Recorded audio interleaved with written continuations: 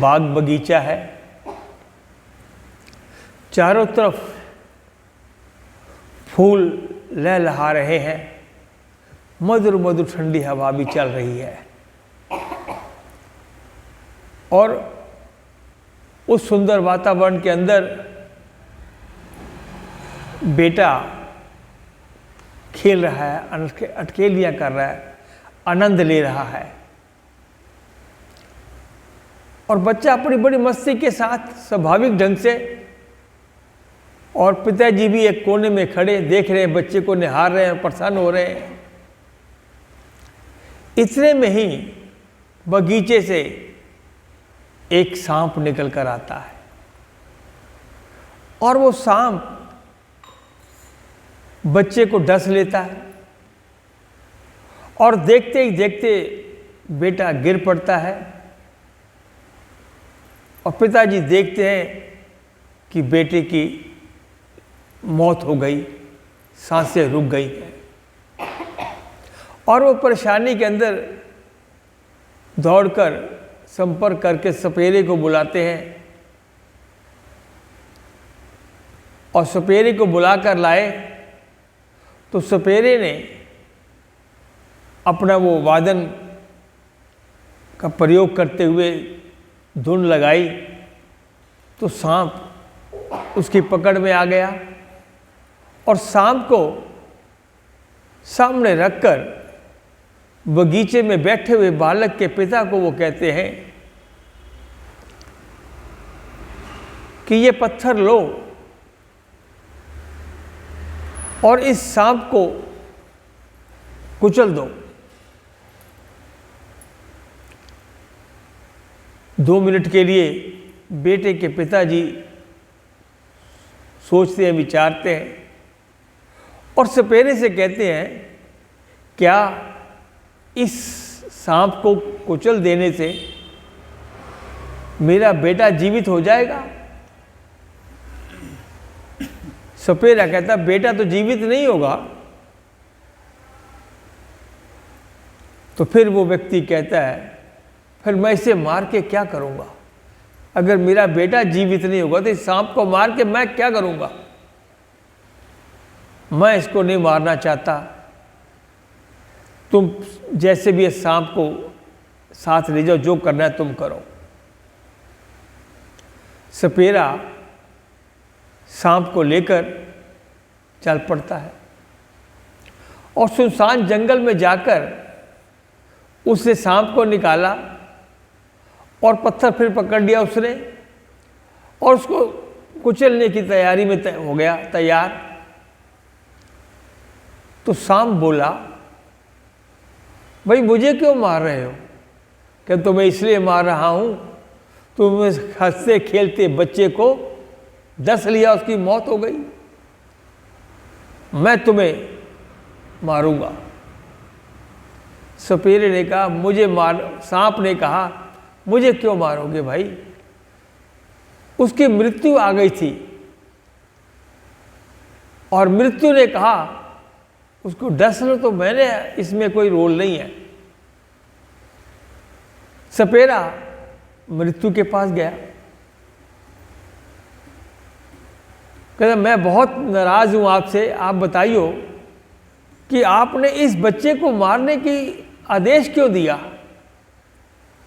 मृत्यु ने कहा, मैं तो अपने कर्तव्य का पालन कर रही हूं, उसका काल आ गया था। सपेरा काल के पास गया, कह बताओ आपने उस बच्चे को क्यों मारा?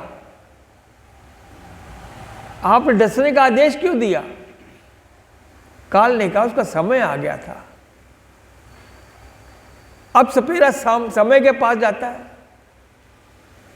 कहता, बताओ इस बच्चे को क्यों मारा गया? समय कहता है, मुझे क्या पूछते हो? करने वाले ही जीव आत्मा से पूछ लो, आत्मा से। जो करता है वो भोगता है, बाकी तो सब ईश्वर की व्यवस्था का सिस्टम है, करता ही भोगता है। और कहा समय ने कि लो आत्मा से पूछ लो। सपेरे ने पूछा तो आत्मा ने कहा हाँ, मैंने ही पाप किया था। अर्थात कहने का मतलब, ना तो सांप बोलता है, न ये सारी चीज़ें बोलती हैं समझाने के लिए। अर्थात जो भी आदमी जैसा कर्म करता है उसको वैसा फल भुगतना पड़ता है। आज स्मिता जी जो भजन बोल रही थी, जब तक जग में संचित कर्मों का सम्मान नहीं होगा, हम जीवन में जो भी आज वर्तमान जीवन जी रहे हैं, कैसे भी साधन हैं, कम या ज़्यादा, सुख या दुख जो महसूस करते हैं, वो हमारे किए हुए संचित कर्मों का ही परिणाम है। संचित कर्म जो हम करते हैं, जो पिछले हमने किए हैं कर्म, उनसे संचित कर्मों के आधार पर ही प्रारब्ध बनता है। ना तो संचित कर्म बदले जा सकते हैं, ना प्रारब्ध बदली जा सकती है।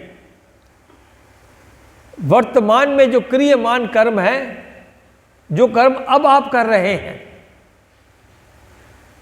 ये आपके हाथ में है। आपको संकल्प करना चाहिए कि मैं कोई भी ऐसा कर्म न करूं कि जिससे किसी का अहित हो। किसी का हित का मतलब है किसी का अहित तो होगा ही होगा, और उसमें मेरा भी अहित हो जाएगा, जुड़ा हुआ है।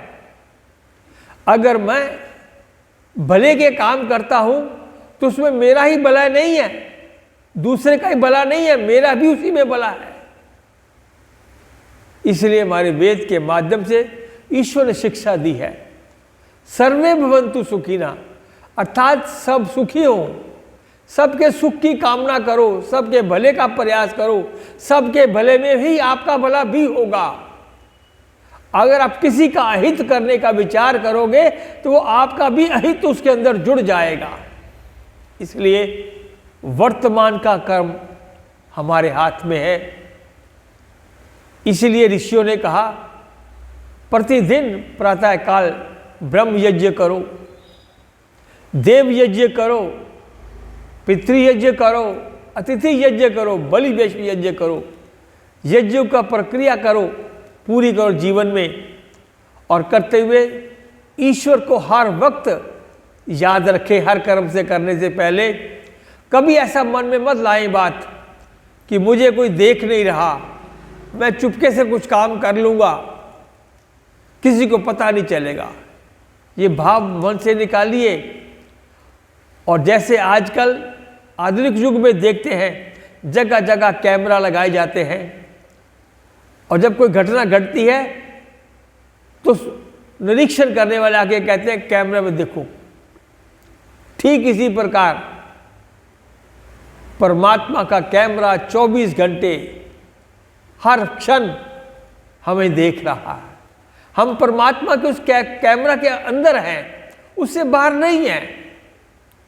इसलिए हर कर्म को करने से पहले सोच लीजिए कि chief justice of the world, आज कोई दुनियावी तौर पे कोई घटना घटती है तो हम सुप्रीम कोर्ट तक जाते हैं, चीफ जस्टिस तक जाते हैं, और हम भूल जाते हैं इस सारे विश्व का भी एक चीफ जस्टिस है जिसे हम परमात्मा के नाम से याद करते हैं। He is the chief justice of the world. वो हमें देख रहा है, हम उसकी निगाह से बच नहीं सकते। कर्मों का फल हमें अवश्य ही भुगतना पड़ेगा।